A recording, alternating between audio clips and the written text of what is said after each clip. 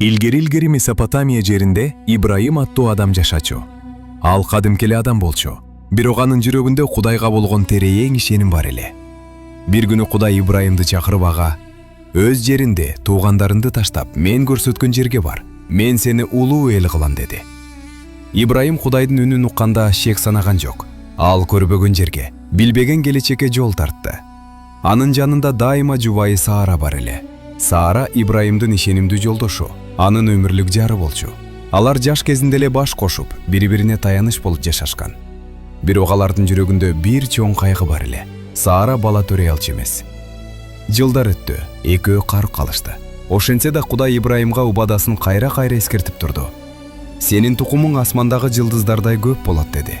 Ошондо Ибрайым толук ишенип Кудайдын убадасына таянды. Мына ошол себептен улам ыйык китепте Ибрайым Теңирге ишенди. Теңир анын ишенимин ага адилдик катары эсептеди деп айтылган. Бул ишеним тек гана сөз эмес болчу. Ал иш-аракет менен да далилденди. Ошентип Ибрайым 99 жашка чыкканда уулдуу болду. Кудай керемет кылып, Саара кош бойлуу болуп уул төрөдү. Анын атын Ыскак коюшту. Бул бала Кудайдын убадасынын аткарылышы эле. Ибрайым Кудайга ишенди. Ал мүмкүн эмес көрүнгөн нерсеге да ишенди. Ошентип ал кийинки муундарга үлгү катары, кылымдарга ишенимдин атасы болуп калды. Бир аз убакыттан кийин Кудай Ибрайымды сыноодон өткөрдү. Ал эң кымбат нерсесин, уулу Ыскакты курмандыкка чалууну буйруду. Бул абдан оор сыноо эле. Бирок Ибрайым Кудайга толук ишенип, анын эркин аткарууга даяр болду. Ал колуна бычакты алып, жогору көтөргөндө, Теңир аны токтотуп, уулу Ыскакты аман алып калды.